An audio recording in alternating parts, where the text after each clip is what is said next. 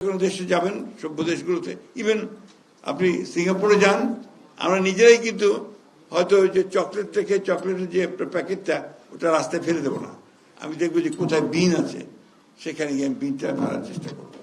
এটা হচ্ছে সচেতনতা, আমার বোধ, আমার চিন্তা ভাবনা। ওই কাজটা সবার আগে করতে হবে। মানুষের মধ্যে এই ধারণা তৈরি করতে হবে যে আমাকে আমার জায়গাটা আমাকে পরিষ্কার রাখতে হবে। স্যান্ডেলিনা সো, রূপচর্চায় আভিজাত্য। এখন তো ঢাকা মূল জায়গা, কেন্দ্র একেবারে অল ইকোনমিক অ্যাক্টিভিটিসের। ফলে এখানে দুটো কালচার গড়ে উঠেছে। একটা কালচার হচ্ছে আরবান কালচার, আর একটা হচ্ছে রুরাল কালচার। আপনি দেখবেন আমাদের ঢাকার মানুষেরা বেশিরভাগই আমরা কিন্তু আপনার কসমোপলিটান যে ক্যারেক্টার, সেই ক্যারেক্টার কিন্তু আমরা অভ্যস্ত নই। আমরা আমাদের একটা সেই গ্রাম্য ব্যাপার স্যাপার আমাদের মধ্যে থেকেই গেছে প্রায় সকলের মধ্যে। একেবারে পুরো ঢাকা নগরের নাগরিক হওয়ার মতো আমরা সবাই হয়ে উঠতে পারিনি। আপনি দেখবেন খুব মজার ব্যাপার আছে এখানে। আমি খুব খোলামেলা কথা বলছি আর কি।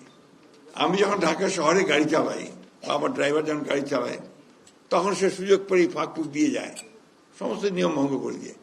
যেই ক্যান্টনমেন্টে ঢোকে দেখবে সে সিধা একদম সেই চলছে সে চলছে।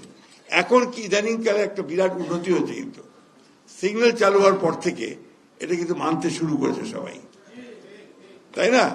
কেন? কারণ সে দেখছে যে আর্টিফিশিয়াল ইন্টেলিজেন্স দিয়ে সে ধরা পড়ে যাবে যদি সেই নিয়ম ভঙ্গ করে, তাই না? এবং তার ফাইন হয়ে যাবে অটোমেটিক্যালি। এই যে আপনার একটা সচেতনতা, এই যে বোধ, এই বোধ থেকে কিন্তু নাগরিক যে চিন্তা ভাবনা সেটা গড়ে ওঠে। এখন আমি আপনার সুন্দর ঢাকা সিটি করতে চাই, আমার অবস্থানটা কোথায়? পৃথিবীর সবচেয়ে খারাপ শহরগুলোর মধ্যে নিচ থেকে 3 নম্বর। কয়েকদিন আগে পত্রিকা এসছে।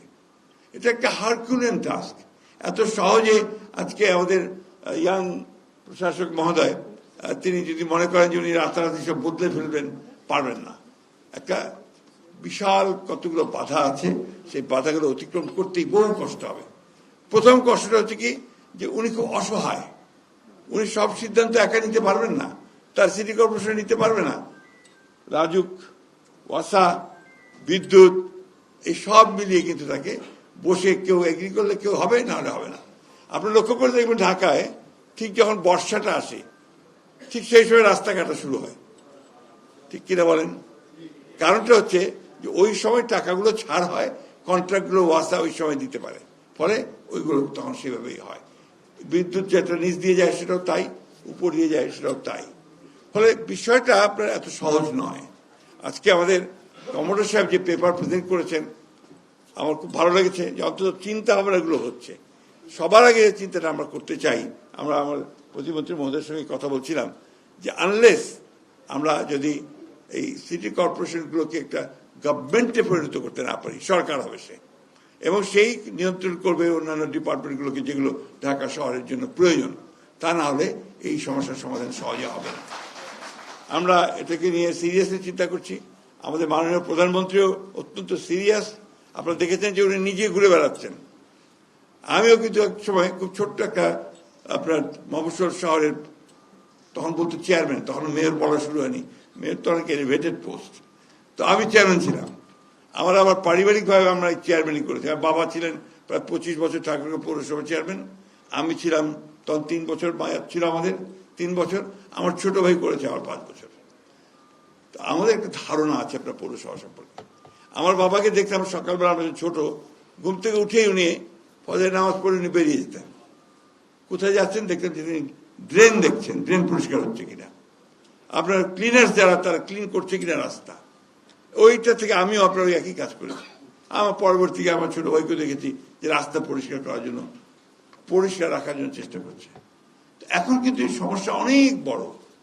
আপনার শহরগুলো বাড়ছে, জনসংখ্যা বাড়ছে, বর্জ্যের সংখ্যা বাড়ছে, আর অভ্যস্ত নই যে আমার ময়লাটা আমি একটা বিশিষ্ট নির্দিষ্ট জায়গায় ফেলবো। এটা এখনো আমরা অভ্যস্ত হতে পারিনি। আপনি বাইরের যে কোনো দেশে যাবেন, সভ্য দেশগুলোতে, ইভেন আপনি সিঙ্গাপুরে যান, আমরা নিজেরাই কিন্তু হয়তো ওই যে চকলেট থেকে চকলেটের যে প্যাকেটটা ওটা রাস্তায় ফেলে দেবো না, আমি দেখবো যে কোথায় বিন আছে সেখানে গিয়ে আমি বিনটা ফেলার চেষ্টা করবো। এটা হচ্ছে সচেতনতা, আমার বোধ, আমার চিন্তা ভাবনা। ওই কাজটা সবার আগে করতে হবে। মানুষের মধ্যে এই ধারণা তৈরি করতে হবে যে আমাকে, আমার জায়গাটা আমাকে পরিষ্কার রাখতে হবে। আমার আপনাদের এই এলাকাতে আপনারা খুব সৌভাগ্যবান, সমস্ত সচ্ছল লোকদের বাস, বেশিরভাগ বনানী, গুলিস্তান, গুলশান, বাড়িধারা, এমনকি আপনার নতুন নতুন যে বসুন্ধরা এবং অন্যান্য নতুন নতুন যে সমস্ত আপনার রেসিডেন্সিয়াল এরিয়াগুলো গড়ে উঠছে, সেখানে কিন্তু সমস্ত শিক্ষিত এবং আপনার সচ্ছল মানুষদের বাস। আপনাদের জন্য অনেক সহজ যদি আপনারা আমরা যদি একটু মানুষের মধ্যে সেই সচেতনতা সৃষ্টি করার চেষ্টা করি, একটা মুভমেন্ট তৈরি করি, সেই মুভমেন্টটাকে কিন্তু আপনারা এগিয়ে নিয়ে যেতে হবে।